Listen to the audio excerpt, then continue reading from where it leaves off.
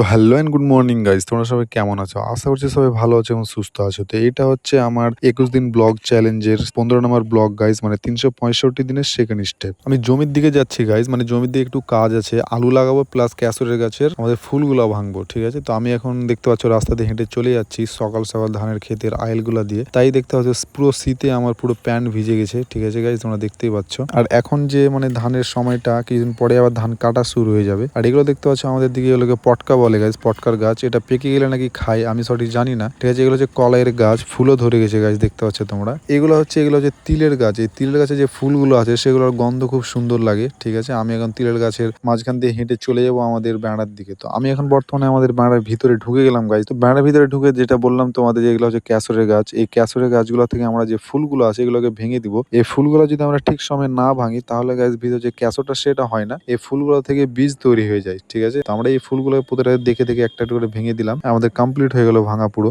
তো আমাদের ওইদিকে হয়ে গেল কমপ্লিট। তো আমরা এখন লাগাবো আলু। এই যে এগুলো দেখতে পাচ্ছ কেটে আমরা রেডি করে রেখেছি। এখন এই আলুগুলাকেই আর প্রত্যেকটা এরকম ভাবে সার করা আছে গাইস, সারিবদ্ধ করে, আর প্রত্যেকটা একটা একটা করে প্রত্যেকটা ঠিক মাপ মতো জায়গা মতো আমরা বসিয়ে দিচ্ছি। তোমরা দেখতে পাচ্ছ মানে ঠিক জায়গা মতো মাপ মতোই বসাতে হবে এগুলাকে। তো আমাদের বসিয়ে দেওয়া এখন হয়ে গেল, দেখতে পাচ্ছ সারি সারি ভাবে বসানো ছিল গাইস, তোমরা দেখতে পেলা। আর এখন আমরা প্রত্যেকটা আলু সারির উপরে এরকম ভাবে মাটি উঠিয়ে দেবো যাতে একটা আলু বাইরে না থাকে, প্রত্যেকটা যেন ঢাকা পড়ে যায় এরকম ভাবে সারিবদ্ধ ভাবে ঠিকঠাক জায়গাতে, ঠিক আছে? তো আমরা এরকম ভাবে সারিবদ্ধ প্রত্যেকটা জায়গাতে আমাদের মাটি দেওয়া হয়ে গেল কমপ্লিট, দেখতে পাচ্ছ তোমরা। হ্যাঁ, প্রত্যেকটা ঠিকঠাক ভাবে মাটি উঠিয়ে দিলাম আমরা প্রত্যেকটা জায়গাতে গাইস। মেহনত তো অনেক কিছুই করতে হয়। আজকে পুরো কাজ কাম করে না ফুললি ক্লান্ত হয়ে গেছি, পুরো ক্লান্ত। তো আমি এখন চলে যাচ্ছি বাড়ির দিকে। তো প্লিজ গাইস তোমরা একটু আমাকে সাপোর্ট করে দিও, আমার ইউটিউব চ্যানেলকে সাবস্ক্রাইব, ফেসবুক পেজটাকে ফলো করে দিও গাইস, তাহলেই হবে। তো ওকে গাইস, আজকের জন্য এখান থেকে শেষ করছি আজকের ব্লগ। তো দেখা হবে আবার পরের ১৬ নম্বর ব্লগে। ততক্ষণের জন্য সবাই ভালো থাকো, সুস্থ থাকো, বাই।